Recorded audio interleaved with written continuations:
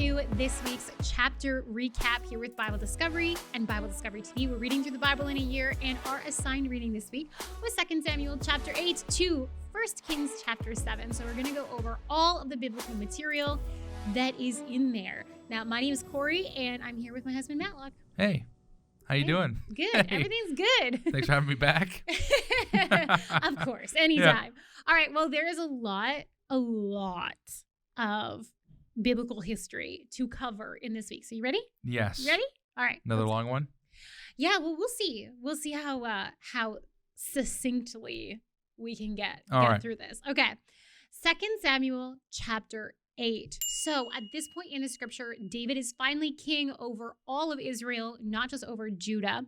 And so in chapter 8, there's a record of David's military accomplishments and how he managed to get a lot of wealth stored up to build the future temple. So remember, in last week's recap, we talked about how David wanted to build a temple for God, but God said, nope, you're a man of war. It's going to be your son who builds a temple for me. So David did what he could. He got together wealth and precious metals and materials for the building of the temple to kind of tease Solomon up, his later son, in order to do this. Right. So there's also a record of David's highest officials within his government and military. And then 2 Samuel chapter 9, we have the record of David honoring Mephibosheth. So remember, Mephibosheth is the son of Jonathan. So it's Saul's grandson. And David gives Mephibosheth all of Saul's land, and he has Mephibosheth live in Jerusalem and eat at David's table with all the king's sons. So essentially, he treats him as if he were his own son. Right. 2 Samuel chapter 10, we have this record of the king of Ammon dying. And we're told that David actually had a working relationship with the king of Ammon. They were on good terms. So David sends an envoy of Israelites to the Ammonites, to the new king of Ammon, to extend peace and to continue this allyship into the future. But the new king of Ammon thinks that this is a ploy to overthrow him or overtake him in some way. And so he humiliates this delegation of David. David is not going to stand for that. So he sends Joab, the commander of his army, and the Israelite army to fight against Ammon. And we get to see in this chapter how good of a military commander Joab actually was, because he had to fight on two separate battlefronts, but he still wins the battle. And we also get a record of David leading a battle against the Arameans. All right. 2 Samuel chapter 11, we get what happened during that battle with Ammon in Jerusalem, and it's not good. So we're told that David did not go fight the battle with Joab against this new king of Ammon. Instead, he stayed back in Jerusalem, and this is when he commits adultery with Bathsheba. He uses her. He uses his position of authority and power to mistreat her. David knew that Bathsheba was one of the wives, that she was married to Uriah, who was one of David's mighty men, one of David's elite fighters that was dedicated to David. And David had just sent him into battle against one of David's enemy. But knowing this, David chooses to sleep with Bathsheba anyway.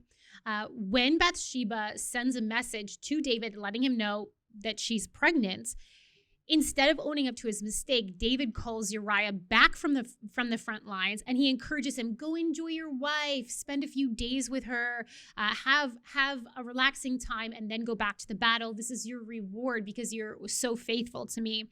And Uriah is like, no, I can't do that. My brothers are fighting. Yeah. I'm not going to do that. So we see him being way more righteous than David here. Yeah.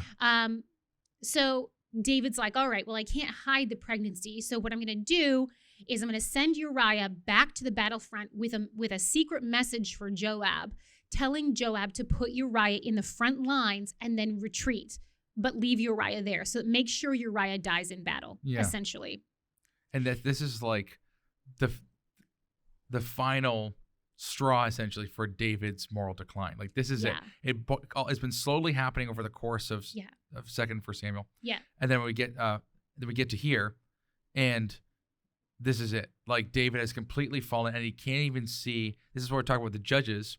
Like he's being a hypocrite, but he can't even see that he's a hypocrite. No, he's just covering up his bad behavior over and over and over. Right, and he's being dishonest with himself. He's self-deceived at this point, too, right? So it's not like he could see the wrong, but he's like willfully choosing not to, because he knows he can polish it up being the king. Yeah, he's right. He's letting power get to his head. But anyways, yeah. So then Joab, not knowing why, David doesn't send a reason why he wants Joab to abandon Uriah. So Joab, not knowing why, he goes through with it, and Uriah dies in battle.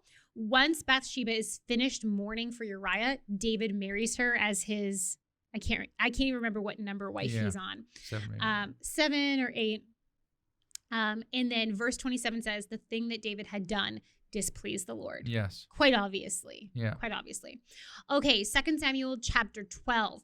Nathan the prophet comes to David and rebukes him. David accepts the rebuke. And then there's a prediction of Absalom's rebellion as a result of David's sin in this chapter, which is really interesting. Nathan says, the sword will never leave your house. The son who had just been born will die. And Bathsheba ends up having another son with David later on that they name Solomon, but that's not God's name for this child. God's name is Jedediah for Solomon. We're told also of the capture of the city of Rabbah of the Ammonites, and they end up becoming physical laborers for Israel. So in other words, they had to pay tribute to Israel and David with bricks and other goods and building materials and things like that. Okay, 2 Samuel chapter 13. So now we're seeing the result of moral decline in David's family. We're going to see the results of his failures, but they're trickling down into his children. So Amnon, the firstborn son of David and probably the crowned prince of Israel, or at least the heir apparent, so who's obviously next in line to become the crown prince, he rapes his half-sister, whose name is Tamar. And Tamar is the daughter of David by the Geshurite princess that he had married. So this is a double royal woman that Amnon rapes. Absalom, who's Tamar's full brother and David's third-born son, comforts Tamar and brings her to live with him in his household. So David was furious. The Bible records that David was furious that this happened, but apparently nothing was done. No reparations of any kind were made. Amnon was not punished or anything. He stayed the heir apparent, and Tamar, on the other hand, lost her reputation. She lost her job, her family status, and her home. Now, when I say job, that kind of references back to hypothesis about what the role of David's daughters were, because we're told that Tamar was wearing the clothing of the king's virgin daughters, which is called an ornate robe. Like a robe of many colors, like Joseph. Yes, exactly. It's the exact same word that is used for Joseph's robe of many colors in Genesis. So what does that mean? Yeah, tell me. Yeah. So the idea here is that this robe signified political importance. So what David was probably doing as a king, because David was making allegiances by marrying foreign women and marrying women from other tribes, for example, like the Geshurite princess, to create alliances. David was also probably marrying out his daughters as ambassadors of Israel and making treaties with other nations based off of the marriage arrangements. Now, we know that happened in other societies. We're not explicitly told that David was doing that, but because of this ornate robe of many colors that David's virgin daughters wore, that's probably what this signifies, is that they had a status of I will one day become an ambassador of Israel by being married into another royal family. Right. Yeah. So she lost that as a result of this. So 2 years later. Not cool. Okay. Yeah. Yeah. Right. But 2 years later, Absalom has Amnon, the rapist, killed. Yes. And then he knows that now David's going to kill him.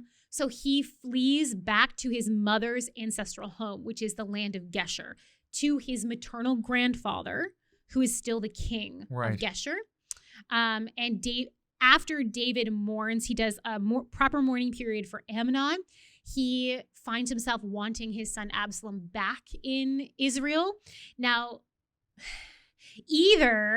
we're not really sure if this was emotional or political that David wanted Absalom back. Because remember, Absalom and Absalom's mother represented the alliance that Israel had with Geshur. Right. So the fact that Absalom had to flee from David's court and hide in Geshur means that David could no longer count on the allyship of Geshur if they went into warfare. So either David understood Absalom's reasoning and he really loved his son and he wanted him back, or David didn't want to lose his peace treaty with the Geshurites. So I think you can have both. The difference being that one prioritizes over the other. Right. And based on his emotional response later, I think it's the latter, the emotional response. I think is a big factor. Although I'm not going to dismiss the political. Yeah. That has to cross your mind. It could totally be both. I just think that everyone has a value structure. Yeah. I think David always values people more. His family more. Well, I should say not all people, but his family more. So that's what that would be my point there, especially because later on how he feels when Absalom does die. Right. Right. Yes, entirely plausible that it is both. Okay, 2 Samuel chapter 14. So Joab, the commander of Israel's army and David's nephew, sets up this false scenario in order to convince David that it's okay to bring Absalom back from Geshur. Like, it's going to be okay. And David realizes that Joab is right, so he brings Absalom, he invites Absalom back to Jerusalem, but Absalom is not allowed to see David. So it's still a pseudo banishment. You can come back to Jerusalem, but you can never have an audience with the king, but you can live in your own Jerusalem house. Absalom puts up with this for 2 years, and then he demands an audience with Joab and David, like to the point where he's asking to see Joab, he's asking to see David. They're like, no, they're ignoring him. And so he does something pretty drastic to Joab's territory. Ancestral territory, and he ends up being granted an audience with David, and he is forgiven. Okay, 2 Samuel chapter 15. I wish that I could say that this family reunion was genuine and great, but Absalom, the son of David, begins spreading seeds of doubt in the community about the ability of David to lead Israel as its king. So Absalom is acting lovingly towards all the people coming to Jerusalem so that they love him. He's charming them. He's winning their hearts. He's wooing the people of Israel and Jerusalem, which apparently he's also very handsome. Yes, so like this, he's charismatic. He's handsome. He supposedly loves justice. He's a double prince at this point. Right. He's got the Geshurites and the Israelites, right? The people begin to love him. So 4 years into this, Absalom hosts a gathering at Hebron, and he declares himself king. So David's immediate family, his top officials, his bodyguards, and an attachment of Philistine soldiers and their families who are loyal to David, they run from Jerusalem to the wilderness. So this lets us know that Absalom's rebellion against David really worked. The people were for Absalom. David only had a loyal chunk of people, and they had to leave. They knew they couldn't win. So we're told of some of the priests and people who were loyal to David, that David's like, no, you need to go back and pretend to be loyal to Absalom so that we have eyes and ears in the city. Right. Chapter 16. A servant of Mephibosheth, son of Jonathan, whose name is Ziba, he tells David that Mephibosheth is not loyal to David. And as a result, David, who's super angry, grants all of Mephibosheth's land to Ziba. Shimei, who is a relative of dead King Saul. He's cursing David as David's leaving. He's saying that God's done this because David is a murderer. And I mean, Shimei is not entirely wrong. No, David yeah. is a murderer. But this is a really nasty time to kick David when he's down. And David's response is very interesting. Yeah. He responds to him, "You might be right." And David won't let his men kill Shimei. That's right. He says, leave him alone and let him curse, for the Lord has told him to. Yeah. It may be that the Lord will look on the wrong done to me, and the Lord will repay me with the good for his cursing today. Exactly. So David's like, we'll see. Maybe he's right. Yeah. We'll see. Yeah. All right. So we're also told that Absalom goes to David's Jerusalem palace and he sleeps with David's concubines that David had left in the palace in order to secure the rebellion. So basically, there is absolutely no going back from this. Absalom has claimed this harem for his own. Yeah. And he's like, I am king now. Yeah. This can't be repaired. 2 Samuel chapter 17, there is an advisor who's loyal to Absalom.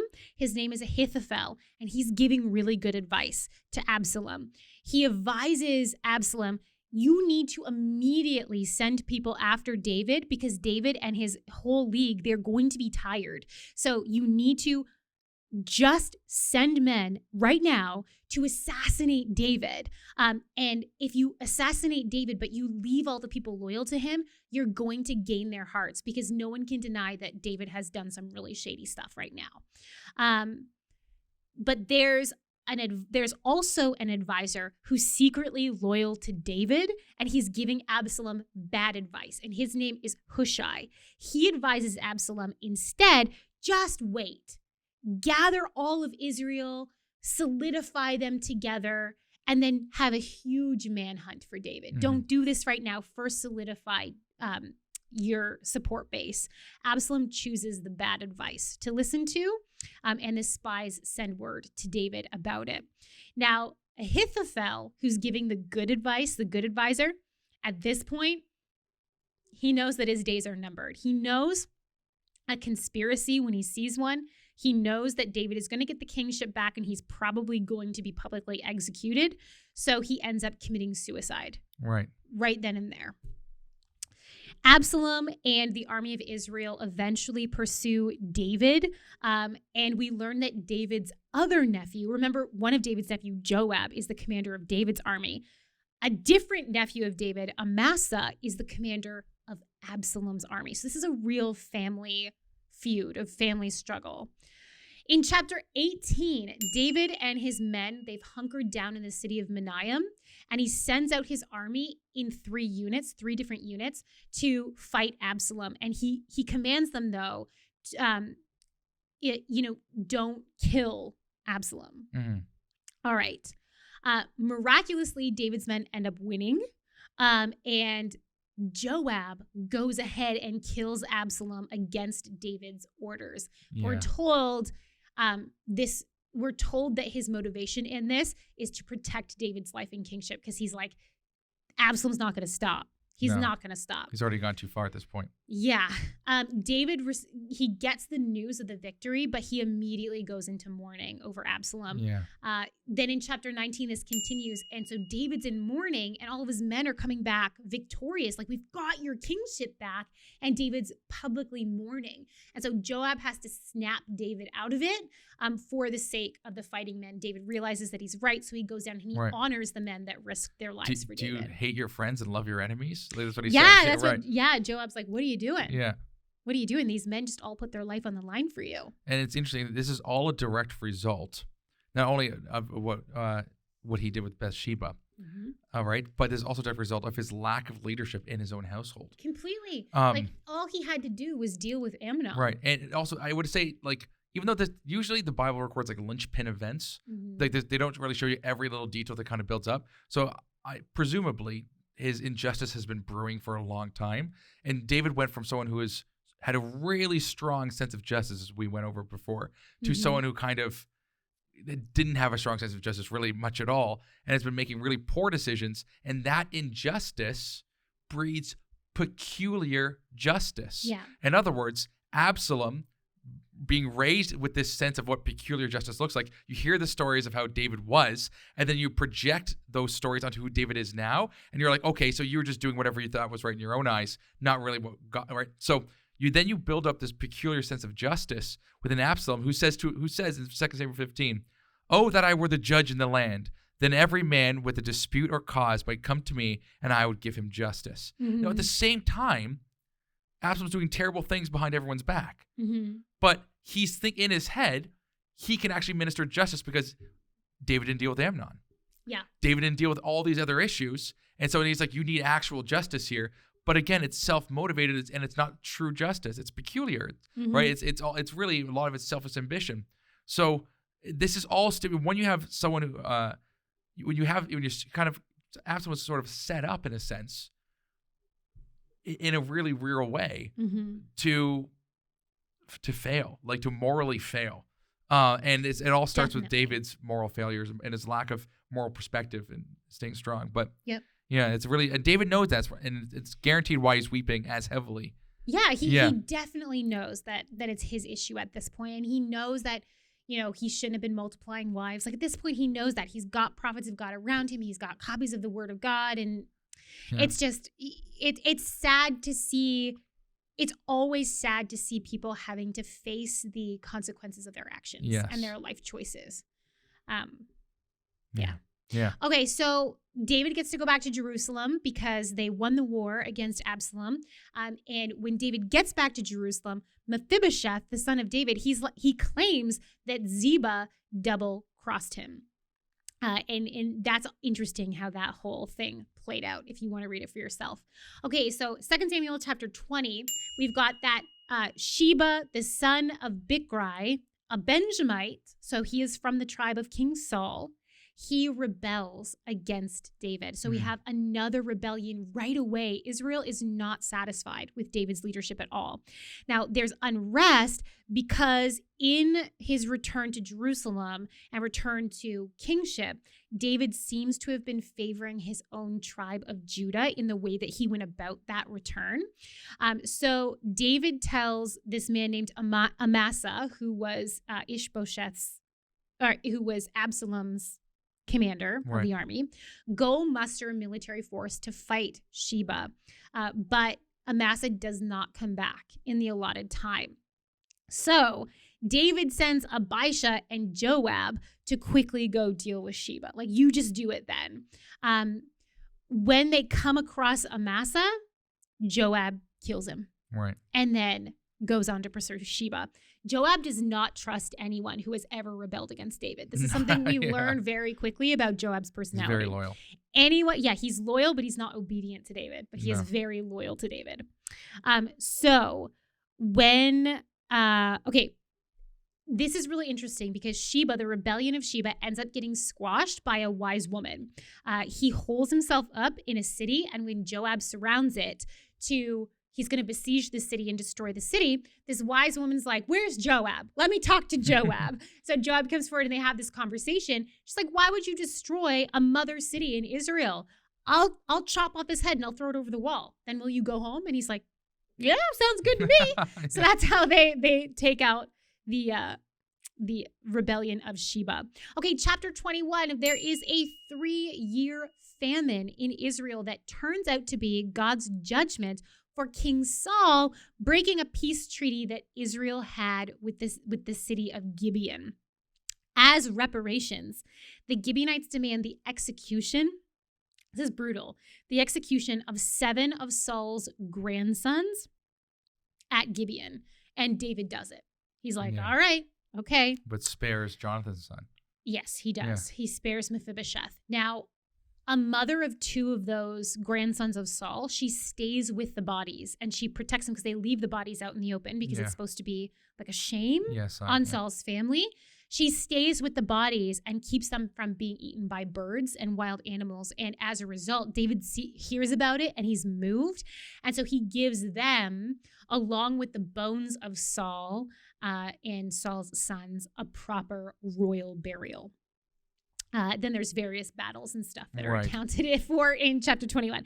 Chapter 22, this is a song of David that's almost identical to Psalm chapter 18. Now, there's theories about why would Psalm 18 be different than this psalm? And it's possible that it was adjusted a little bit later for use in the temple, Right. which is interesting when you read Psalm 18 versus chapter Cool. 22. Yeah. Okay, chapter 23. These are David's last words written in the form of a poem. Now, obviously, David wasn't a perfect man. I think that's pretty obvious it's to reading clear this. now. But he was faithful to God, even though he wasn't always obedient to God. Right. He was faithful to God. He did not engage in idolatry in the traditional sense. Yes. Maybe in arrogance, but Yeah. not in the traditional sense. He stayed true in that way. And what's very key here, not everyone's, I guess, to some degree arrogant, but with David specifically, his arrogance wasn't overtaking him at all points, and he was always repentive. Like he was always would repent. Whereas Eventually, yes. yes, but even if it had to be shown to him, but Yeah. he had a desire to repent, as opposed to a lot of people when they're arrogant, there is no desire to repent because they're right no matter they're what. right no matter what, and that's the difference here. It's like there's still arrogance, but it's not been completely taken over. You're not completely consumed with your arrogance. Yeah, David was still willing to bow to the authority of God when push came to shove. Right, and I think that's the important difference there. It's not like David wasn't arrogant, right? Because he was, but yeah. Okay, chapter 24 of 2 Samuel. This is the last chapter in 2 Samuel. We were told that God was angry with Israel and that he incited David against Israel. So essentially, this is the sort of thing that God could have really easily stopped David from doing with one of the prophets. David had a lot of prophets around him, and God could have easily stopped David from doing this. But God didn't. He allowed David to just do this because God wanted to bring a judgment upon Israel, which is a really interesting thought. But that's what the chapter talks about. So David, as a result, he conducts an unlawful census of the fighting men. And interestingly, Joab tries to stop David. And the army commanders also tried to stop David, but David won because ultimately he was the king and his word was law. So God gives David, through the prophet Gad, options for the punishment for taking the census. 3 years of famine on the land, 3 months of losing in battle, or 3 days of plague. So David defers this decision to God. He takes battle, 3 months of losing battle. He takes that off the table and he goes, God, you decide between the famine or the plague. And God chooses plague, and then David asks God for the punishment to fall on him and his family instead of all Israel. So David is then given instructions to build an altar to God on the threshing floor of a man named Araunah. So David buys it, he builds on it, and then he sacrifices on this altar, and that's what ultimately stops the plague. So God starts the plague, but then he gives David a way to stop it. And that's what happens. All right, 1 Kings. We're going to do the first 7 chapters here. So 1 Kings chapter 1. We learn about David's advanced age. So he's getting old, and his health is failing. So he's starting to die of natural causes. He can't stay warm. So that we also learned that David's 4th born son, whose name is Adonijah, he wanted to be king. And he hired a private military entourage, essentially, to proclaim his intentions to be king while David was still alive. So this is very bold. And we're told David didn't do anything about it.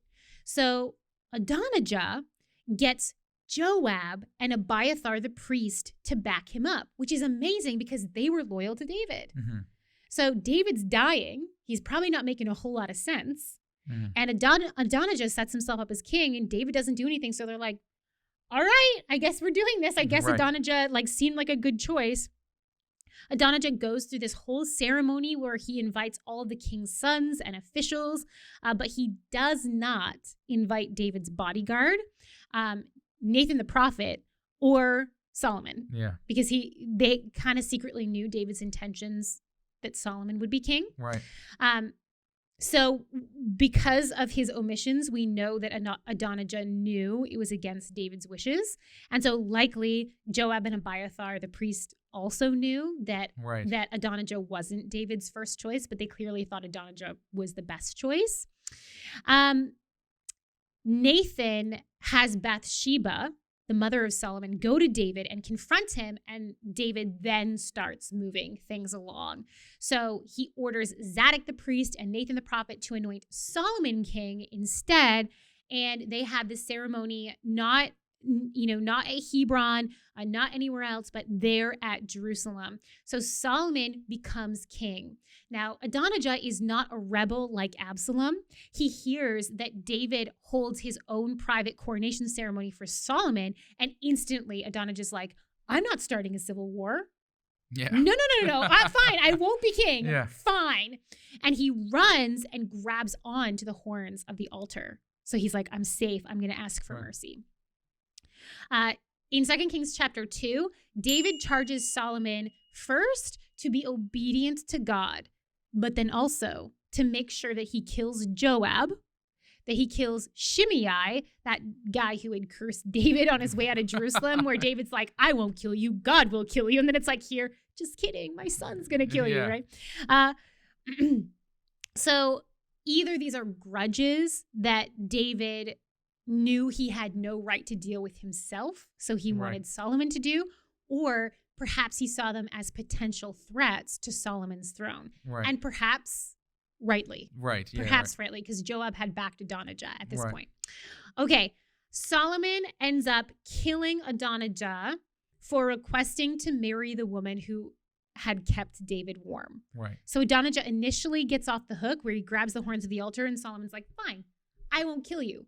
But later on, when Adonijah asks to marry this girl, Solomon's like, and now your true intentions are revealed and I'm going to kill you. So it's a subtle power play. Well, I guess not so subtle, but yeah. Subtle, not so subtle, buddy. Buddy, what is that? What is that? Yeah, because by marrying this wife of David that was never, the wedding was never consummated or anything like that, he potentially had another claim to the throne of David. And he was older than Solomon. So he had a decent claim to the throne of Solomon, and it was through a legitimate wife of David. Rough stuff. Okay. Solomon then banishes Abiathar the priest for backing Adonijah rather than him. And Joab, seeing the writing on the wall, he also runs to the altar and grabs the horns of the altar.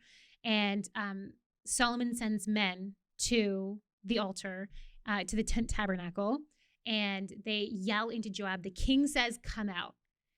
And Joab goes, no, I will die here. This is one thing that I think I said this last year too, but this is one thing that I love about Joab. He's like, no, God is my judge. I will die in the presence of God. I love that about, like, there's Joab, man, he gets a bad rap, but I kind of like this guy. I'm not saying he wasn't brutal, but I kind of like this guy. So, also, this is probably a test to see whether Solomon will actually desecrate the tent tabernacle. Will he actually desecrate the altar of God? And the answer is yes. Solomon does not care. He has Joab killed, and it desecrates the altar of sacrifice, which is brutal. Solomon kills Shimei, not right away, but eventually, that guy who insulted David. It's pretty elusive. Yeah. And then we're told that the kingdom of Israel was then firmly established in Solomon's hands. So he killed out all the potential competition, made himself scary enough that no one was going to go against him, stuff like that. Brutal, but it happens. Okay. 1 Kings chapter 3, Solomon makes, as one of his first acts of king, he makes a mistake. He makes an allegiance with Egypt that was solidified through marriage, which is how things were generally done. So he marries the king of Egypt's daughter. Solomon sacrifices to God at the city of Gibeon, where the altar of Moses was, the one that the Israelites built in the wilderness. God appears, and Solomon asks for wisdom. And then we're given an example of how God fulfilled that, how God gave Solomon wisdom. That's in chapter 3. Chapter 4, we get the chief officials of Solomon being listed. We get we get a record of how rich Solomon was and descriptions of his wisdom. So how many proverbs he wrote, how many songs he wrote, that he loved exploring things like plant life and animal life and things like that. Right. Chapter 5, we learned that Hiram, the king of Tyre, who was an ally of David, also becomes an ally of Solomon. Solomon sources the wood that he needs to build the temple and his own giant palace in Jerusalem from Tyre.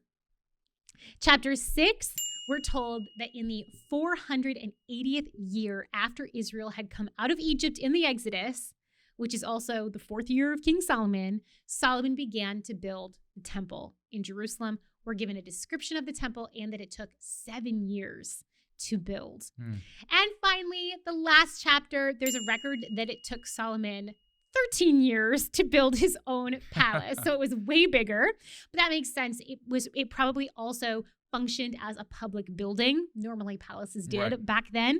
So there would have been like a public building section of it and then a private living area section for him and the many people that he collected. He also built a secondary palace outside of the city of Jerusalem for Pharaoh's daughter.